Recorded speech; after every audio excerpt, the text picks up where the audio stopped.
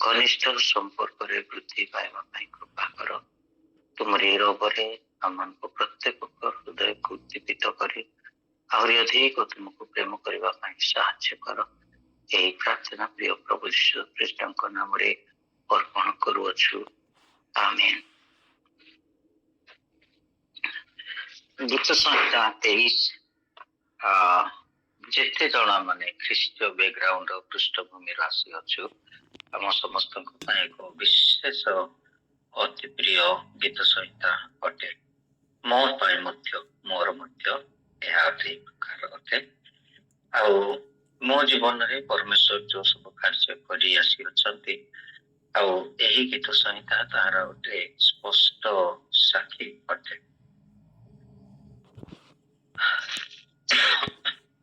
ଗୀତ ସଂହିତା 23 ପର୍ବର ପୃଷ୍ଠଭୂମି ପ୍ରଥମ ସାମୁଏଲ 24 ପର୍ବ ଅଟେ। 24 ପର୍ବ ପୁରା ଅଟେ। ଆଉ ସେଇଥିରୁ 10 ପଦ ପର୍ଯ୍ୟନ୍ତ ଆମେ ପାଠ କଲୁ, ଯେପରି ସାମ୍ୟକ ଭାବରେ ଆମେ ବୁଝିପାରିବା। ଏହି ଗୀତ ରଚନା କରିଥିଲେ ଦାଉଦ, ଯେତେବେଳେ ସାଉଲ ତାଙ୍କୁ ମାରିବା ନିମନ୍ତେ, ବଧ କରିବା ନିମନ୍ତେ ତାହାଙ୍କୁ ପଛରେ ଗଢୁଥିଲେ। ଗୀତ ସଂହିତା 23 ଏକ ପଦ, 23 ର ଏକ ପଦ ହଉଛି ଏହା ଯଦି ବାର୍ତ୍ତା ବା ମେସେଜ ବୋଲି କହିବା ଏହି ପର୍ବଟାକୁ, ତାହେଲେ ଏକ ପଦ ହେଉଛି ପ୍ରସଙ୍ଗ। ଆଉ 2 ରୁ 6 ପଦ ପର୍ଯ୍ୟନ୍ତ ସେହି ପ୍ରସଙ୍ଗକୁ ଭାଙ୍ଗିବା ପରି ବା ଏକ୍ସପ୍ଲେନ କରିବା ପରି ବିଷୟ ଅଟେ। ପୁଣି ଏହା ଦାଉଦ ସଦାପ୍ରଭୁଙ୍କୁ ନିଜର ପ୍ରତିପାଳକ ବା ମେଷପାଳକ ଭାବରେ ପ୍ରତିପାଦିତ କରିଅଛନ୍ତି। ଇଂରାଜୀରେ ସେଟା ସ୍ପଷ୍ଟ ଅଟେ, the lord is my shepherd. Shepherd କହିଲେ ମେଷପାଳକକୁ ବୁଝାଏ। ତେବେ ଦାଉଦ ନିଜେ ମେଷପାଳକ ଥିଲେ, ଆଉ ନିଜେ ମେଷପାଳକ ଥିବା ସମୟରେ ସଦାପ୍ରଭୁ ଦାଉଦଙ୍କର ପାଳକ ଥିଲେ। ମେଷମାନଙ୍କର ପାଳକ ଥିଲେ ଦାଉଦ, ଦାଉଦଙ୍କ ପାଳକ ଥିଲେ ସଦାପ୍ରଭୁ। ସେଥିପାଇଁ ବୋଲି ନିଜର ଦାୟିତ୍ୱ, ନିଜର କର୍ତ୍ତବ୍ୟ ଏବଂ ସେହି କର୍ତ୍ତବ୍ୟରେ ଥିବା ଆନନ୍ଦ ଏବଂ ମେଷ ସହିତ ଥିବା ଏକ ଘନିଷ୍ଠତା, ଦାଉଦ ଏବଂ ସଦାପ୍ରଭୁଙ୍କ ମଧ୍ୟରେ ଥିବା ଘନିଷ୍ଠତା ସହିତ ସମାନ ଅଟେ, ତାଠୁ ଅଧିକ ଅଟେ। ତାହା ଏଠାରେ ସେ ପ୍ରତିପାଦିତ କରି ଅଛନ୍ତି। ସଦାପ୍ରଭୁ ମୋହର ପ୍ରତିପାଳକ, ମୋହର ଅଭାବ ହେବ ନାହିଁ। ତେବେ କୋଉ ବିଷୟର ଅଭାବ ହେବ ନାହିଁ, ତାହା 2 ରୁ 6 ପଦ ପର୍ଯ୍ୟନ୍ତ ସେ ଉଲ୍ଲେଖ କରୁଅଛନ୍ତି।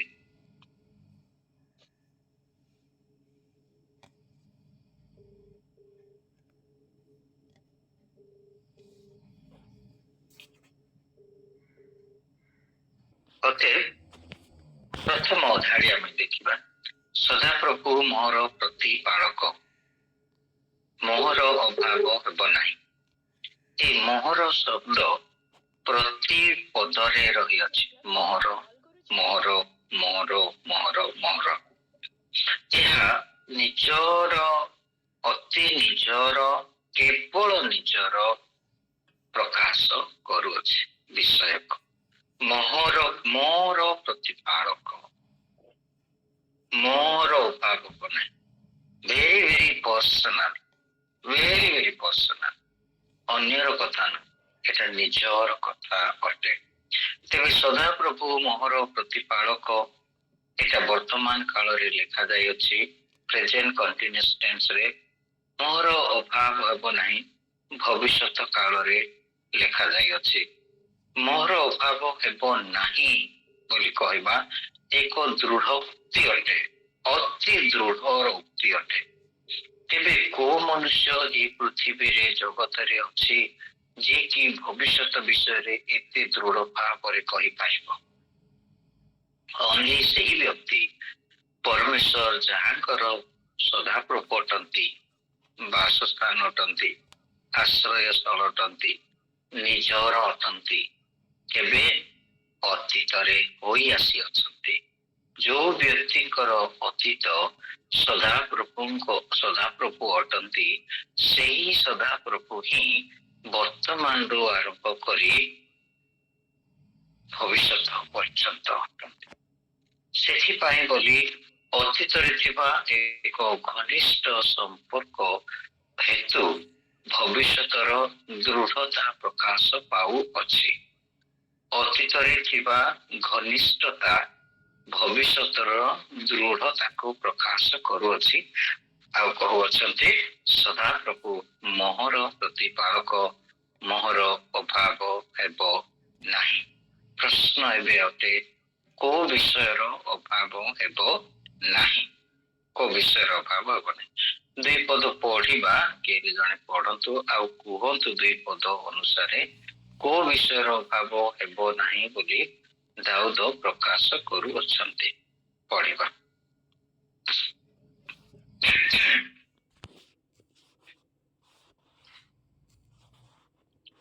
ଗୀତ ସଂହିତା 23ର 2 ପଦ ପଢନ୍ତୁ ଏବଂ କୋଉ ବିଷୟର ଅଭାବ ହେବ ନାହିଁ ସେ ବିଷୟ କହିବେ। ସେ କୋମଳ ତୃଣମୟ ସ୍ଥାନରେ ମତେ ଶୟନ କରନ୍ତି, ସେ ସ୍ଥିର ଜଳ ପାଖେ ମତେ କଢାଇ ନିଅନ୍ତି। କୋଉ ବିଷୟର ଅଭାବ ହେବ ନାହିଁ ବୋଲି କହୁଛନ୍ତି? ଖାଦ୍ୟ ଆଉ ଜଳ। ଓକେ, ଖାଦ୍ୟ ଆଉ ଜଳ। ଏହା ଆମମାନଙ୍କର ସାଧାରଣ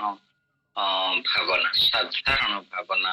ଖାଦ୍ୟ ଆଉ ଜଳ, ଖାଦ୍ୟ ଆଉ ଜଳର ଗୋଟେ ଭଲ କମ୍ବିନେସନ ମଧ୍ୟ ଅଛି। ସେଥିପାଇଁ ଆମେ କହିବା ପାଇଁ ତା ଇଚ୍ଛା ହୁଏ। ପ୍ରାୟ ମୋର ବି ତ ସେ ପ୍ରକାର ହିଁ ଥିଲା, କିନ୍ତୁ ଆମେ ବିଶ୍ଳେଷଣ କରିକି ଏହା ପାଠ କରୁ। ଦେଖୁ, ସେ କୋମଳ ତୃଣମୟ ସ୍ଥାନରେ ମତେ ଦେଶ କରନ୍ତି। କଣ କରନ୍ତି ସଦାପ୍ରଭୁ? କଣ କରୁଅଛନ୍ତି? କଣ କରିବା ବିଷୟ? ଶୟନ କରାନ୍ତି। ଏ ପ୍ରକାର ଶୋଇଯା ବାବା, ଶୋଇଯା ବୋଲି କହ, ଏହି ପ୍ରକାର ବିଷୟ। କୋମଳ ତୃଣମୟ ସ୍ଥାନରେ ମତେ ଶୟନ କରାନ୍ତି। ଆମେ ମେଷ କଥା ଆଲୋଚନା କରୁଛୁ, ତୃଣ କଥା ଦେଖୁଛୁ, ସ୍ଥିର ଜଳ କଥା ଦେଖୁଛୁ। ସେଥିପାଇଁ ମନକୁ ଆସିଯାଏ ଘାସ ଥିବା ଯୋଗୁ, ତୃଣ ଥିବା ଯୋଗୁ ଖାଦ୍ୟ ବୋଲି। କିନ୍ତୁ ପରମେଶ୍ୱର କରୁଛନ୍ତି କଣ? ସେ ଶୟନ କରଉଛନ୍ତି, ଶୁଆଉଅଛନ୍ତି। କେଉଁଠାରେ? ଘାସ ଉପରେ। କୋଉ ଘାସ? କୋମଳ ଘାସ ଉପରେ ଶୁଆଉ ଅଛନ୍ତି। ଓକେ, ଏବେ ମେଷର ଶୋଇବା ସ୍ଥାନ କୋଉଟା ଅଟେ? ମେଷଶାଳା ଅଟେ। ମେଷଶାଳା, ରାତ୍ରି ରହଣୀଟା ମେଷଶାଳା ଅଟେ। ମେଷଶାଳାରେ ଘାସ ଉଠିବ ନାହିଁ, ଯେହେତୁ ସେଟା ରେଗୁଲାର ବ୍ୟବହାର ହେଉଥିବ, ଘାସ ସେଠାରେ ଉଠିବ ନାହିଁ। ତେବେ ଏହା କୋଉ ସ୍ଥାନ ଅଟେ? ଏଟା ଯେଉଁଠାରେ ଚରୁଥିବ ସେହି ସ୍ଥାନ ଅଟେ। ସେଥିପାଇଁ କୋମଳ ତୃଣ ରହିଅଛି।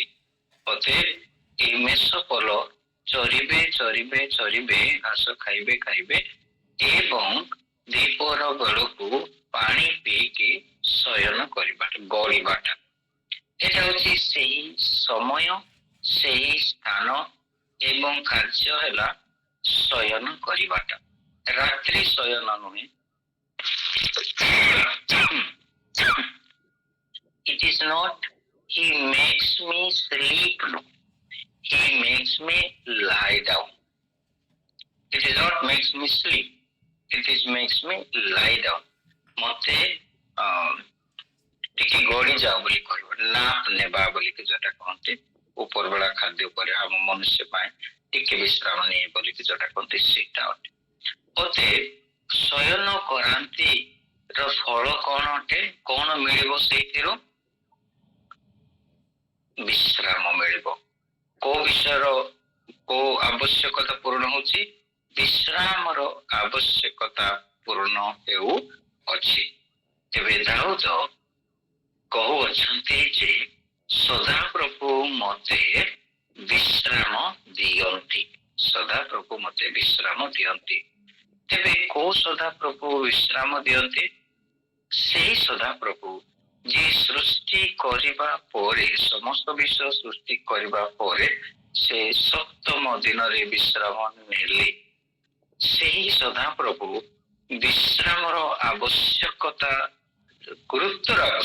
ବିଶ୍ରାମର ଗୁରୁତ୍ୱର ଆବଶ୍ୟକତା ଜାଣି ସେ ସପ୍ତମ ଦିନକୁ ବିଶ୍ରାମ ବାର ରୂପେ ପାଳନ କରିବ ବୋଲି ଆଜ୍ଞା ଦେଲେ। 10 ଆଜ୍ଞାକୁ ତାହା ଆଣିଲେ, ଯେପରି ଏହା ଆମମାନଙ୍କର ଭାରତର ସମ୍ବିଧାନର କେତୋଟି ମୌଳିକ ଅଧିକାର ରହିଅଛି। ଅଧିକାର ଅଛି, ମୌଳିକ ଅଧିକାର ରହିଅଛି। ରାଇଟ୍ ଟୁ ଲିଭ୍ ହେଉଛି ମୌଳିକ ଅଧିକାର। ରାଇଟ୍ ଟୁ ଲିଭ୍, ବଞ୍ଚିବା ନିମନ୍ତେ ଅଧିକାର ହେଉଛି ମୌଳିକ ଅଧିକାର। ବର୍ତ୍ତମାନ ଶିକ୍ଷା ମଧ୍ୟ ମୌଳିକ ଅଧିକାରକୁ ଆସିଅଛି। ତେବେ ମୌଳିକ ଅଧିକାର ଭାବରେ ବିଶ୍ରାମକୁ ମୌଳିକ କର୍ତ୍ତବ୍ୟକୁ ଆଣିଲେ ବିଶ୍ରାମକୁ। ସେଥିପାଇଁ ତାହାକୁ ଆଦେଶ ଅଣ୍ଡରକୁ ଆଣିଲେ, ଯେପରି ତାଙ୍କର ଲୋକମାନେ 6 ଦିନ କାର୍ଯ୍ୟ କଲା ପରେ ସପ୍ତମ ଦିନ ବାଧ୍ୟତାମୂଳକ ବିଶ୍ରାମରେ ରହିବେ।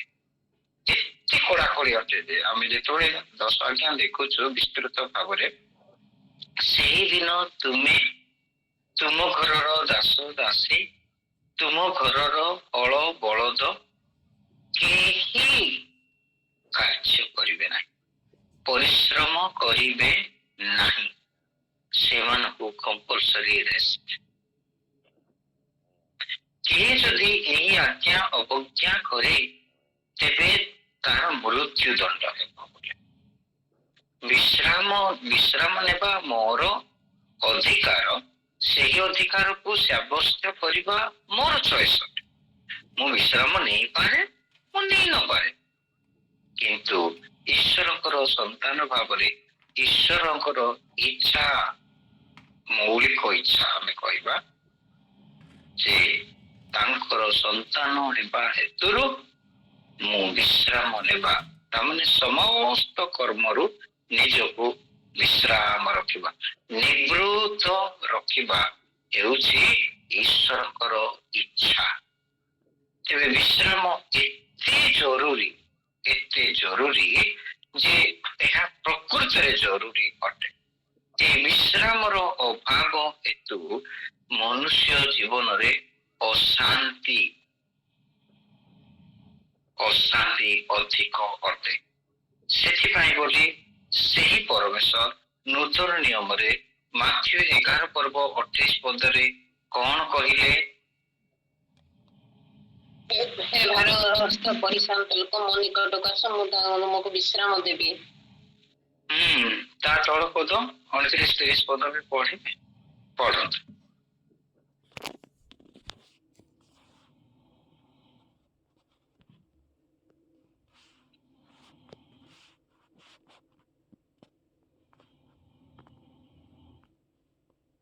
ମାଥ୍ୟୁ 11 ପର୍ବ 29-30 ମଧ୍ୟ ପଢନ୍ତୁ।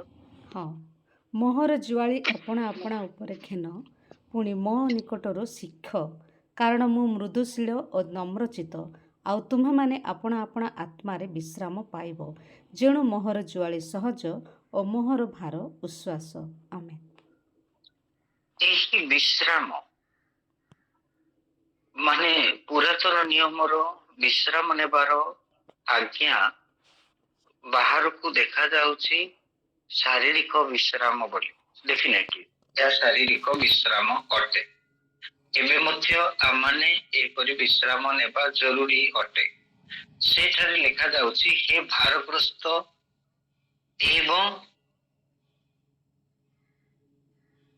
ଚିନ୍ତାଗ୍ରସ୍ତ ଲୋକମାନେ ମୋ ନିକଟକୁ ଆସ, ମୁଁ ତୁମମାନଙ୍କୁ ବିଶ୍ରାମ ଦେବି।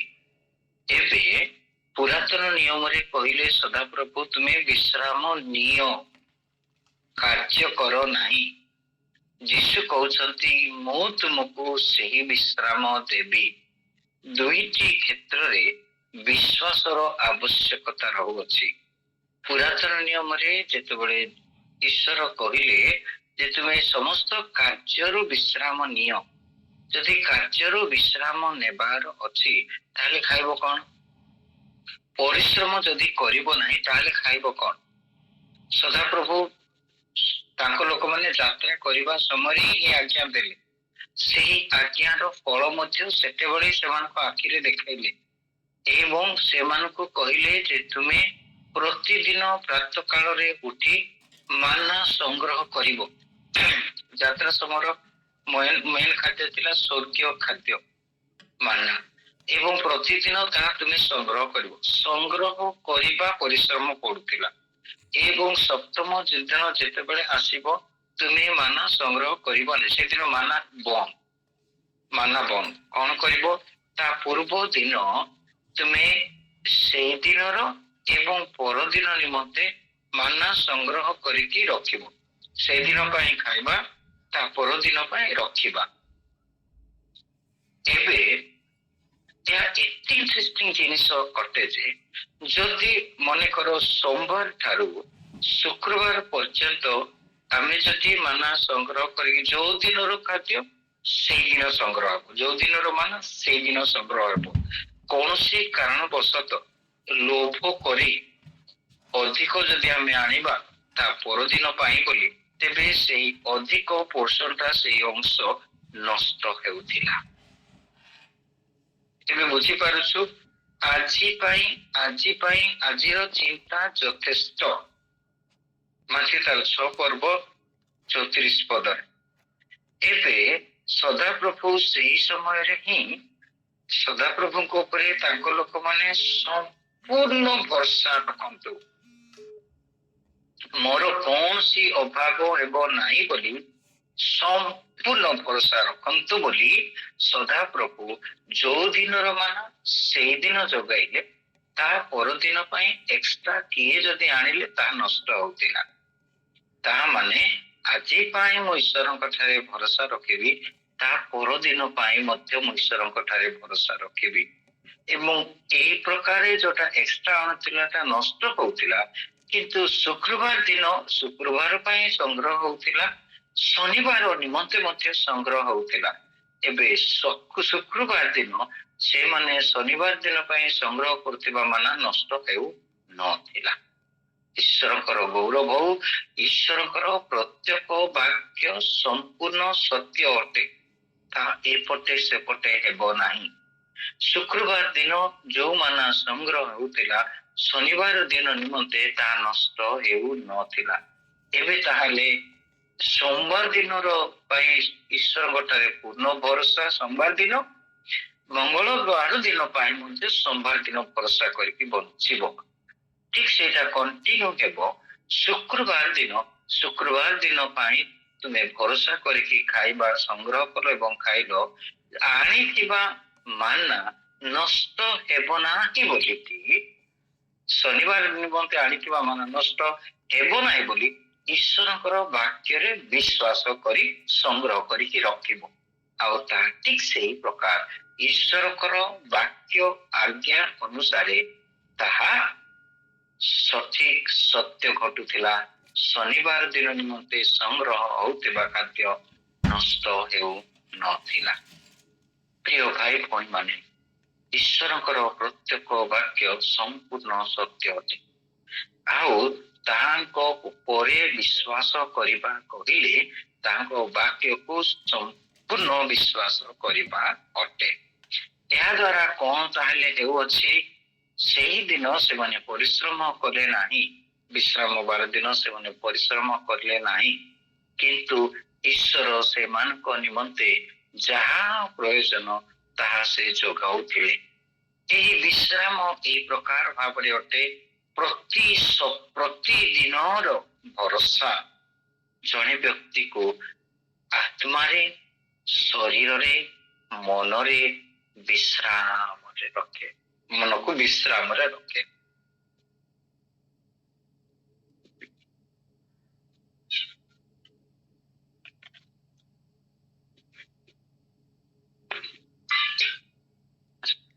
ସେହି ବିଶ୍ରାମ ପ୍ରଭୁ ଯୀଶୁ ଖ୍ରୀଷ୍ଟ ଯୋଗାଉଛନ୍ତି। ସେ ନିଜେ ଅଫର କରୁଛନ୍ତି, ମୋ ନିକଟକୁ ଆସ, ମୁଁ ତୁମମାନଙ୍କୁ ବିଶ୍ରାମ ଦେବି। ବ୍ୟକ୍ତି ବିଶେଷ ମନୁଷ୍ୟ ବିଶେଷ କେତେବେଳେ ପ୍ରକୃତରେ ବିଶ୍ରାମ ପାଏ? ଯେତେବେଳେ ସେ ନିଜର ସୃଷ୍ଟିକର୍ତ୍ତାଙ୍କର ବାକ୍ୟକୁ ଭରସା କରେ, ବିଶ୍ୱାସ କରେ, ସେତେବେଳେ ସେ ସମ୍ପୂର୍ଣ୍ଣ ବିଶ୍ୱାସରେ ରହେ।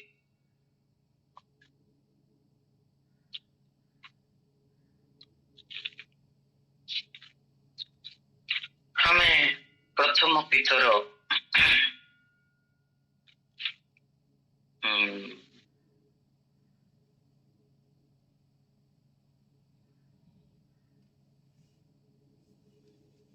5 ପର୍ବ 7 ପଦ ପଢିବା।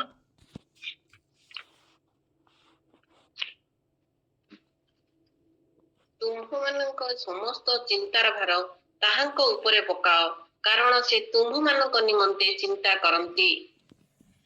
କିଏ ଏଟା କରିପାରିବ?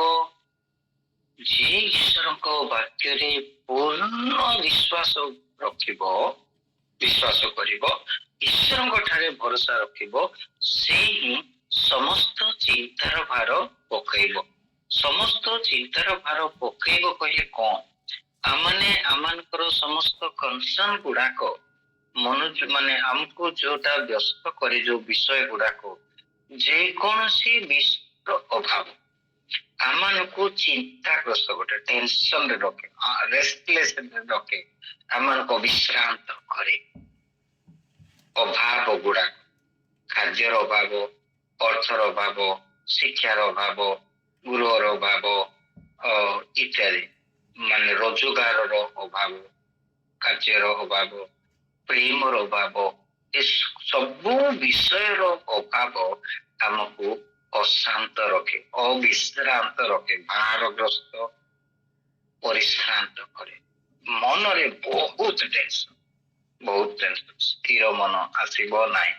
ହେଲେ କିଏ ସ୍ଥିର ହେଇକି ରହିପାରିବ? ସମସ୍ତ ଚିନ୍ତାର ଭାର କିଏ ଦେଇପାରିବ? ଯାହାର ପୂର୍ଣ୍ଣ ବିଶ୍ୱାସ ତାଙ୍କ ସୃଷ୍ଟିକର୍ତ୍ତା, ଯାହାର ପୂର୍ଣ୍ଣ ବିଶ୍ୱାସ ଭରସା ତାଙ୍କ ତ୍ରାଣକର୍ତ୍ତାଙ୍କ ଉପରେ, ତାଙ୍କ ଉପରେ ଆମମାନେ ସମସ୍ତ ଚିନ୍ତାର ଭାର ପକାଅ ବୋଲି ଯୋଉଟା ଲେଖା ହେଇଛି, ଏହା ଏପରିକାର ଅଟେ, ଆମମାନେ ପ୍ରତ୍ୟେକ ବିଷୟ ନିମନ୍ତେ ପ୍ରାର୍ଥନା କରିବା ଧନ୍ୟବାଦ ସହିତ ଏବଂ ତାହା ଛାଡ଼ିଦେବା, କାରଣ ଆମର ଭରସା ରଖିବା। ମୁଁ ପ୍ରାର୍ଥନା କଲି, ପ୍ରଭୁ ସେଇ କଥା କରିବେ, ଡେଫିନେଟଲି କରିବେ ବୋଲି ଭରସା କରିକି ମୁଁ ନିଶ୍ଚିନ୍ତରେ ରହିବି। ନିଶ୍ଚିନ୍ତରେ ରହିବାଟା ହେଉଛି ସେଇ ବିଶ୍ରାମ। ଫିଲିପିଓ 4 ପର୍ବ 6 ଏବଂ 7 ପଦ।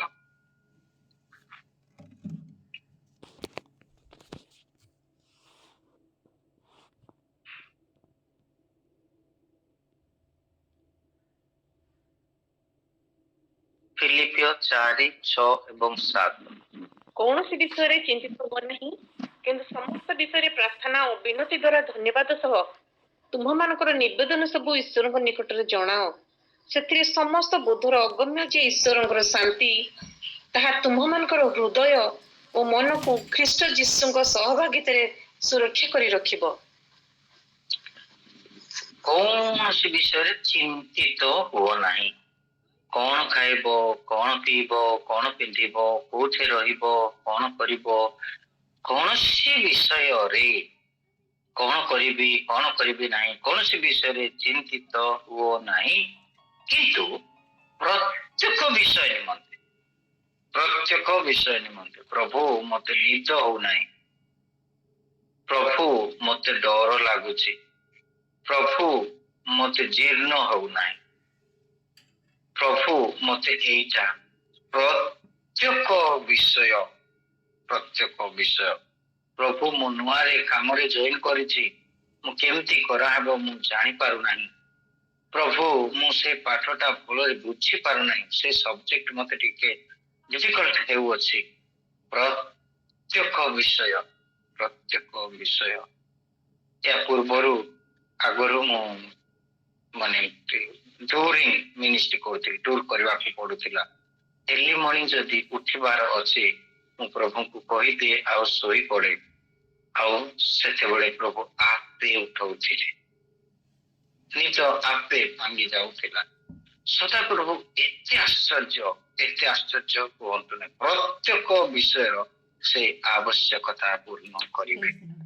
ट्रेन को अटकाइबाटा आमर यार ना ये ट्रेन को अटकांती नहीं, बस को आमे अटकाई था। किंतु प्रभु एते महान कोरापुट रे आमे माने कोरापुट अंचल लोक अनेक अच्छु कोरापुट रे ट्रेन को अटके बारे मध्य प्रभु साहाय्य करछन। पूरा विश्राम ये प्रकार अनेक जगह प्रभु आश्चर्य भावरे आमको निजर शांति दियंती जेते बेला में प्रत्येक विषय तांको ऊपर रखी संपूर्ण छाड़ी देबा भरोसा रे रहिबा। एटा एक प्रकार शांति से दियंती लिखाई छे बोधर अगम्य ओ बोधर समस्त बोधर अगम्य साइंटिफिकली हो हिस्टोरिकली हो पॉलिटिकली हो इकोनॉमिकली हो सब प्रकार जदि बुझिबा पई चेष्टा करिबा ए समस्त ऊर्ध्वरे जो शांति परमेश्वर दियंती से शांति तुमानको हृदय एवं मन को सुरक्षा करी रखिबो। सुरक्षा कहले it will guard your mind and heart बोली लिखा होचे। तामने जने अस्त्र धरी की सिक्योरिटी गार्ड ठिया हेतिबा सदृश अटे जेपरि संपूर्ण सुरक्षित। एबे प्रधानमंत्री को सहित बॉडीगार्ड माने थिले प्रधानमंत्री बिंदास रे से मूव करती जो की बोले भी से निश्चित थांते मन मते पछी पद नाही। एठार आहुरी अधिक प्रभु परमेश्वर आमानकु शांति दियंती जोटा कि विश्रामर फल। एबे गीत संहिता 23 पर्व 2 पदरे से ताहा प्रकाश करुछंती जे से कोमल तृणमय स्थान रे मते शयन करंती। तेबे शयन करिबाटा विश्रामर सूचना अटे, विश्रामर छवि अटे। यह दिन बेलर विश्राम दिन बेलर विश्राम अटे। अते दिन बेले ही आमर टेंशन थाए ना शोइथिला बेले तो आम निश्चिंत शोई पड़ू निद आमको विश्राम दिए, किंतु दिन बेले ही आमर समस्त चिंता बढ़ी थाए। से दिन बेले ही सदा प्रभु दाऊदंको विश्राम देउ अछंती। ए विश्राम केते बेले प्रथम सामुएल 24 पर्व आमे पढिलो। यार पृष्ठभूमि साउल दाऊदंको बद्ध करबाकू गोड़ौथिले।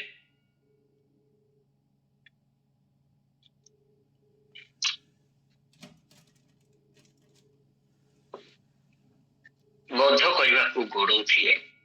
एबे भाबी देखंतु तांको दाऊदंको पछरे मरण गोड़ौछि। दाऊदंको पछरे मरण गोड़ौछि। मरण गोड़ोइबा समय लोक व्यतिग्रस्त चिंतित हेबे कि नहीं हेबा स्वाभाविक अटे, किंतु सेही परी परिस्थिति रे दाऊद निश्चिंत रे प्रत्येक दिन बिताऊ अछंती। से जेतेबेले सेही प्रांतर जंगल इत्यादि गुंपा ए सबु अंचल रे जाउथिले निजको रक्षा करिबा पय सेही समय विश्राम रे थाई निश्चिंत रे रहउथिले। कारण जे जो परमेश्वर को विश्वास करी ए पर्यंत आसी छन्ते से सदा प्रभु तांकर सदा प्रभु अटन तांकर संगी अटन से विश्राम तांको देउछन। ता माने से जीवन रक्षा करिबा पय से धाई जाउथिले सुधा से निश्चित अछन्ते जे मोर कोनसी क्षति हेबो नाही। दुईटा विषय मिलन निजर जीवन रक्षा करिबा पानी से धाउ जाउथिले मध्य से निश्चित थिले तांको जीवन पई कोनसी क्षति हेबो नाही। ताहला से विश्राम सदा प्रभु मोर प्रतिपालक मोर अभाव हेबो नाही। विश्रामर अभाव हेबो नाही। तृतीय पदर तलथा लिखाई से स्थिर जल पाखे पाखे मते कढ़ाई नियंती। एबे विश्राम पाइबाटा कढ़ाई नेबा सहित संयुक्त अटे। गोटे मुद्रार दुईटा पार्श्व परि अटे। एबे एठारे को विषयर अभाव हो नाही। आमने भाबुथिलो जे जलर अभाव नाही। एठे सदा प्रभु जल जोगाऊ ना। सदा प्रभु ସ୍ଥିର ଜଳ କଡ଼େ କଡ଼େ କଢ଼େଇ ନେଉଛନ୍ତି। He leads me beside the still waters. He leads me. Lead କରିବାଟା ମୁଖ୍ୟ, ଶୟନ କରାଇବାଟା ମୁଖ୍ୟ, ସେଇଟା ହଉଛି ପ୍ରାଇମ ବିଷୟ ଅଟେ, ମୂଳ ବିଷୟ ଅଟେ। ଅତଏବ ସଦାପ୍ରଭୁ ତାଙ୍କର ପ୍ରତିପାଳକ, ସେ ତାହାଙ୍କୁ ସ୍ଥିର ଜଳ ପାଖେ ପାଖେ କଢେଇକି ଅଛନ୍ତି। ଯୌନ 10 ପର୍ବ 3 ଆଉ 4 ପଢିବା।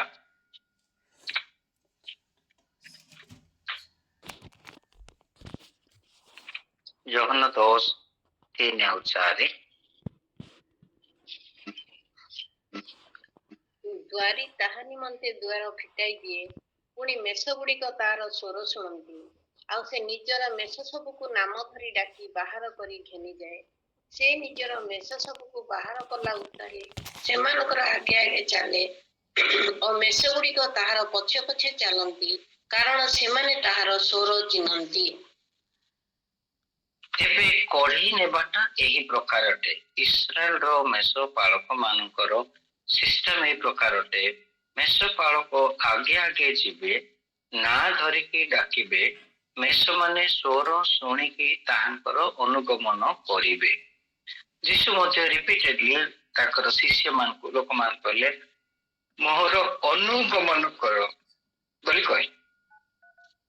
ଲୋକଚାରଣ ପର୍ବ 23 ପଦରେ ଲେଖା ଯାଇଛି, ଯଦି କେହି ମୋର ଅନୁଗମନ କରିବାକୁ ଇଚ୍ଛା କରେ, ତେବେ ସେ ଆପଣାକୁ ଅସ୍ୱୀକାର କରୁ, ପୁଣି ଆପଣା କ୍ରୁଶ ଘେନି ପ୍ରତିଦିନ ମୋର ଅନୁଗମନ କରୁ। ଆଉ ଜଣକୁ କହିଲେ ଯେ ମୃତ ଲୋକମାନେ କବର ଦେବା ପାଇଁ ଛାଡି ଦିଅ, କିନ୍ତୁ ତୁମେ ଆସି ମୋର ଅନୁଗମନ କର। କଣ୍ଟିନ୍ୟୁସଲି ଅନୁଗମନ ବିଷୟ ପ୍ରଭୁ ଯୀଶୁ ଖ୍ରୀଷ୍ଟ କହୁଛନ୍ତି, ଅନୁଗମନ।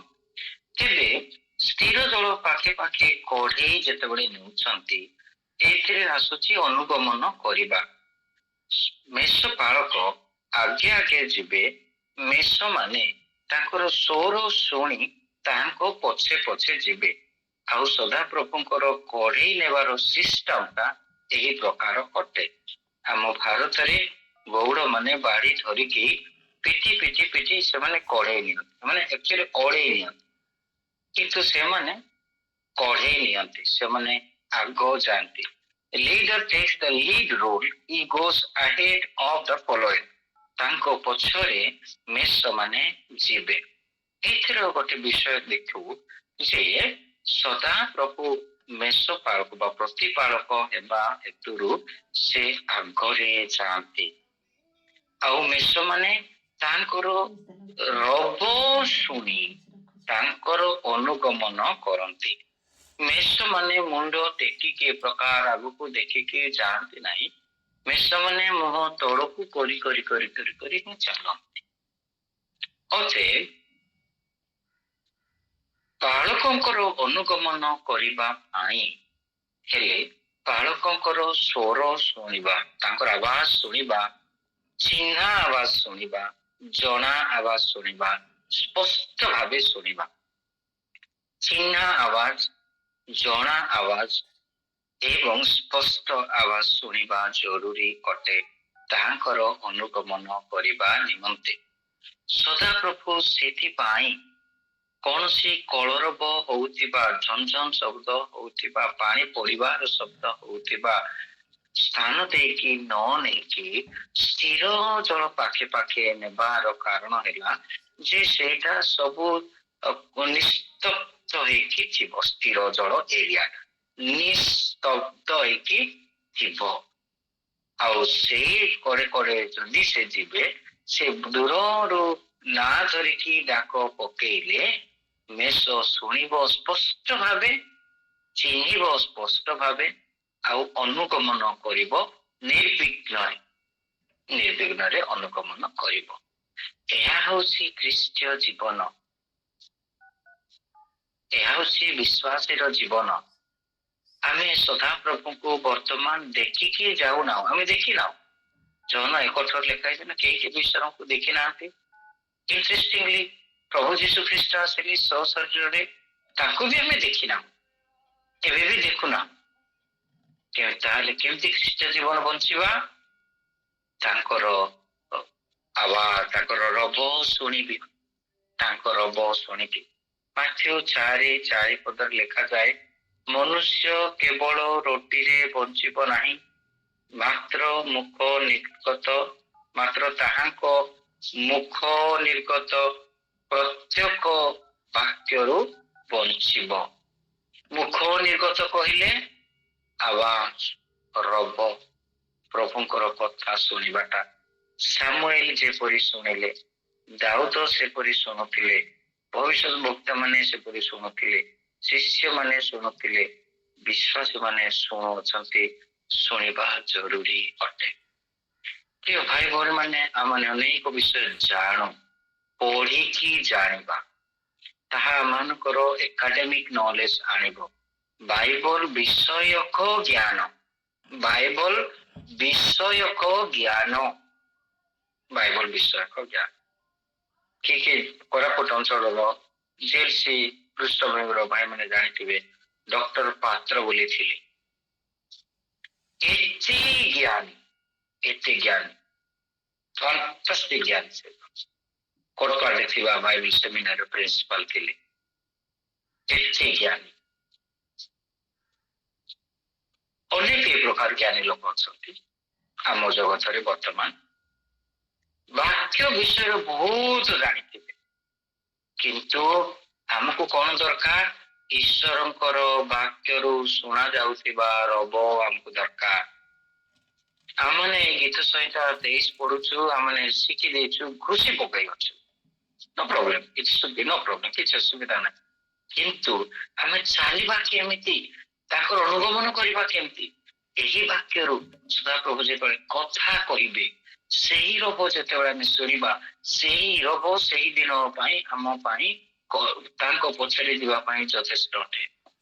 ସେଥିପାଇଁ ଆମର ଗୋଟେ ଅର୍ଗାନାଇଜେସନ ଅଛି, ଇଭାଞ୍ଜେଲିକାଲ ୟୁନିୟନ ବୋଲି କଲେଜ ପିଲାମାନଙ୍କର। ସେଇଥିରେ ମୁଁ ବହୁତ ବର୍ଷ ଜଡ଼ିତ ଥିଲି। ସେଠାରେ କ୍ୱାଇଟ୍ ଟାଇମ କରିବା, ବ୍ୟକ୍ତିଗତ ପ୍ରାର୍ଥନ ନିରବ ଧ୍ୟାନ କରିବା ଅତ୍ୟନ୍ତ ବହୁତ ଗୁରୁତ୍ୱ ଦିଆଯାଏ। ସକାଳେ ଉଠି ପ୍ରଥମେ ଈଶ୍ୱରଙ୍କର ରବ ଶୁଣିବା ପାଇଁ ତାଙ୍କର ସମ୍ମୁଖସ୍ଥ ହେବା। এই ଦୁନିଆକୁ ସମ୍ମୁଖୀନ ହେବା ପୂର୍ବରୁ ଈଶ୍ୱରଙ୍କ ସମ୍ମୁଖୀନ ହେବା। ଆଉ ପ୍ରଭୁ କଥା କହିଲେ ସେହି ରବ ଶୁଣି ସେହି ଦିନ ବଞ୍ଚିବା ପାଇଁ ତାହା ଯଥେଷ୍ଟ ହୁଏ। ଏହା ସମ୍ପୂର୍ଣ୍ଣ ସତ୍ୟ ଅଟେ।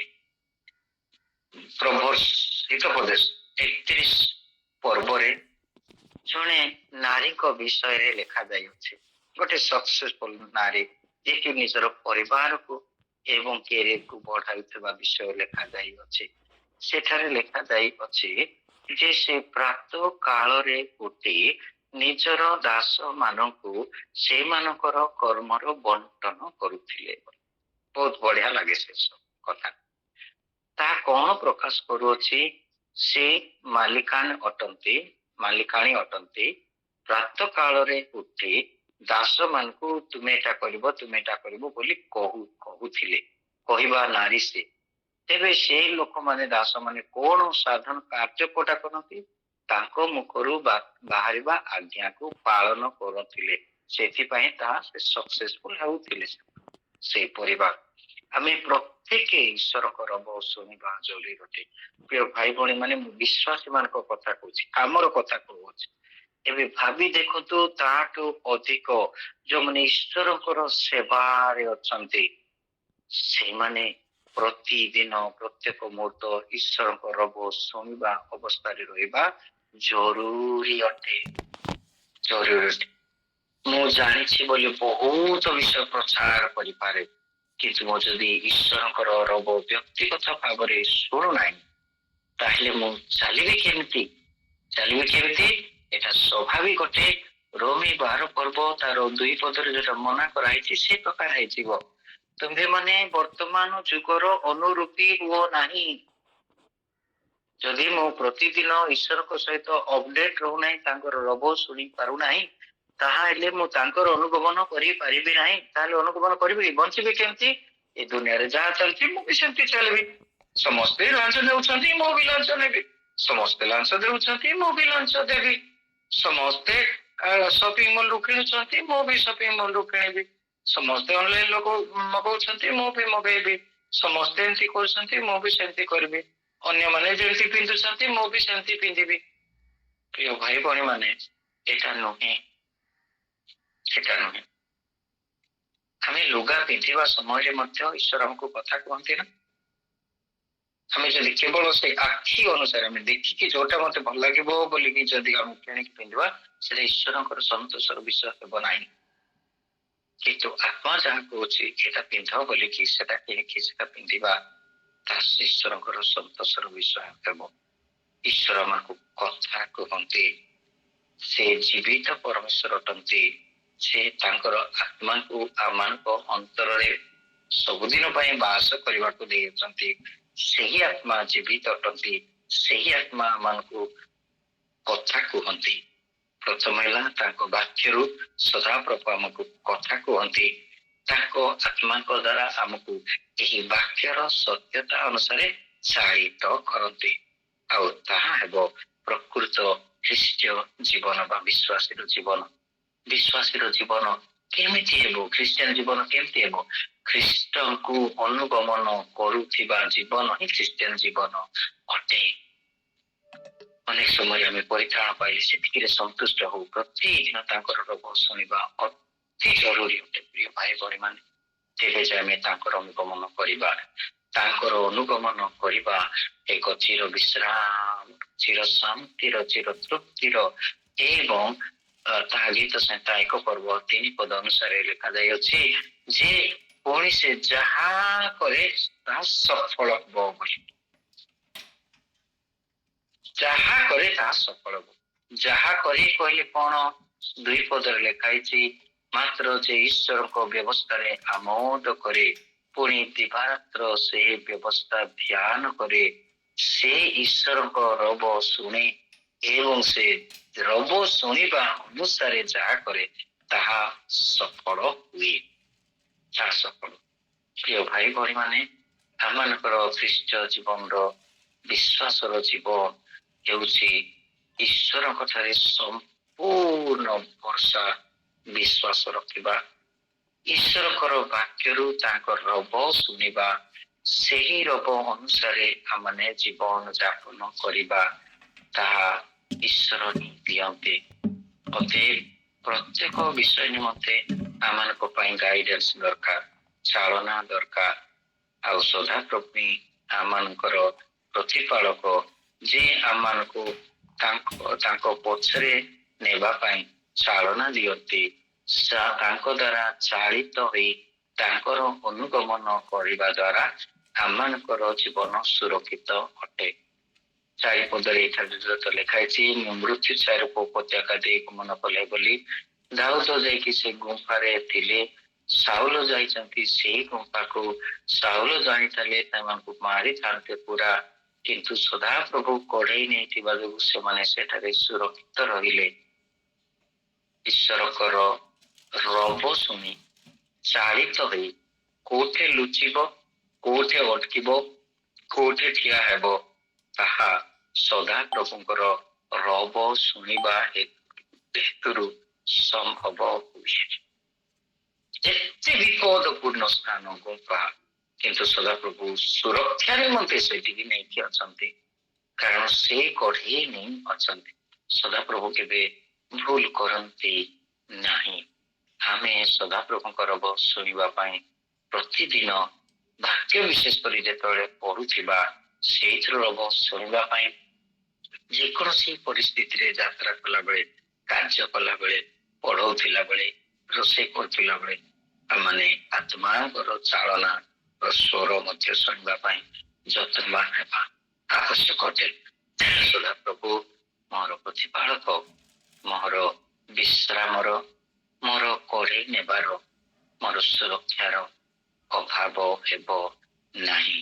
ଯେତେବେଳେ ଏହା ହେଉଅଛି, ଜହନ ତାର 10 ପର୍ବ 10 ପଦ ଟିକେ ପଢିବା ଆଉ ସମାପ୍ତ କରିବା।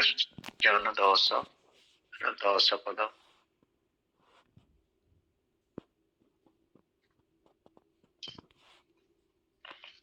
ଚୋର କେବଳ ଚୋରି ଓ ବଧ ଓ ବିନାଶ କରିବା ନିମନ୍ତେ ଆସେ। ସେମାନେ ଯେପରି ଜୀବନ ପାଆନ୍ତି ଓ ପ୍ରଚୁର ଭାବରେ ପାଆନ୍ତି, ଏଥି ନିମନ୍ତେ ମୁଁ ଆସିଅଛି। ପ୍ରିୟ ଭାଇ ଭଉଣୀ ମାନେ, ଏ ହଉଛନ୍ତି ଉତ୍ତମ ମେଷପାଳ ପ୍ରଭୁ ଯୀଶୁ ଖ୍ରୀଷ୍ଟ। ସେ ଆସିଥିଲେ ଆମମାନଙ୍କୁ ଶୈତାନର ହସ୍ତରୁ ଜୀବନ ରକ୍ଷା କରିବା ପାଇଁ। ଆମେ ଯେତେବେଳେ ତାଙ୍କ ହସ୍ତରୁ ଜୀବନ ରକ୍ଷା ପାଉ, ଆମେ ଜୀବନ ପାଉ। ପୁଣି ସେହି ଜୀବନ ପ୍ରଚୁର ଭାବରେ ଆମେ ପାଉ ବୋଲି ଆମେ ତାଙ୍କ ପଛରେ ଅନୁଗମନ କରିବା ଜରୁରୀ ଅଟେ। 1 ପର୍ବ 1-18 ପଦ ପର୍ଯ୍ୟନ୍ତ ଯେତେବେଳେ ଆମେ ପାଠ କରୁ, ସେଟା ଆମେ ସ୍ପଷ୍ଟ ଭାବେ ଦେଖିପାରୁ। ଆମେ ଯେତେ ତାଙ୍କ ରବ ଶୁଣି ତାଙ୍କ ପଛରେ ଯିବା, ଆମ ପାଇଁ ପୂର୍ଣ୍ଣ ଚରା ଆମେ ପାଇବା। ଭିତରକୁ ଯାଇ ବାହାରକୁ ଯାଇ ଚରା ପାଇବ ବୋଲି ଲେଖା ହଉଛି। ତାଙ୍କ ସାନ୍ନିଧ୍ୟରେ ହିଁ ରହିବା, ତାଙ୍କର ଅନୁଗମନ କରିବା, ଏବଂ ତାହା ହେବ ଆମମାନଙ୍କ ପାଇଁ ଏକ ସଫଳ ବିଶ୍ୱାସୀ ଜୀବନ, ଫଳପୂର୍ଣ୍ଣ ଜୀବନ ତାହା ହେବ। ତେବେ ପ୍ରଭୁ ଆମମାନଙ୍କୁ ଅଧିକ ଆଶୀର୍ବାଦ ଯୁକ୍ତ କରିବେ। ଈଶ୍ୱରଙ୍କର ସାନ୍ନିଧ୍ୟରେ ରହିବା, ତାଙ୍କ ରବ ଶୁଣି ତାଙ୍କର ଅନୁଗମନ କରିବା ଆମମାନଙ୍କ ପାଇଁ ବିଶ୍ରାମ, ସୁଖ, ଶାନ୍ତି, ଆନନ୍ଦ ଏବଂ ତାଙ୍କ ଗୌରବର ଜୀବନ ତାହା ହେବ। ପ୍ରଭୁ ଆମମାନଙ୍କୁ ଦୟା କରିଛନ୍ତି, ଅନୁଗ୍ରହ ଦେଇଛନ୍ତି। ଏପରି ବାକ୍ୟ ସେ ଆମକୁ ଦେଇଅଛନ୍ତି। ଏପରି ପରମେଶ୍ୱର ସେ ଆମର ଅଟନ୍ତି। ଆସୁ ଆମେ ସେହି ପରମେଶ୍ୱରଙ୍କର ପ୍ରତିଦିନ ରବ ଶୁଣି ଈଶ୍ୱରଙ୍କର ବାକ୍ୟ ଧ୍ୟାନ କରୁ, ପଢିବା, ଧ୍ୟାନ କରିବା, ରବ ଶୁଣିବା ଏବଂ ସେ ରବ ଅନୁସାରେ ବଞ୍ଚିବା। What a joy it is to be led by living God, though he is invisible. ଏକ ଅଦୃଶ୍ୟ ପରମେଶ୍ୱର ଆଉ ଜୀବିତ ପରମେଶ୍ୱରଙ୍କ ଦ୍ୱାରା ଚାଳିତ ହେବା ଜୀବନ ଧନ୍ୟ ନୁହେଁ କି? ଡେଫିନେଟଲି ଧନ୍ୟ। ପ୍ରଭୁ ମାନଙ୍କୁ ସେହିପରି ହେବା ପାଇଁ ବାଛି ଅଛନ୍ତି। ପ୍ରଭୁଙ୍କର ଗୌରବ। ବହୁତ ବହୁତ ଧନ୍ୟବାଦ। ଆମେନ୍, ଆମେନ୍।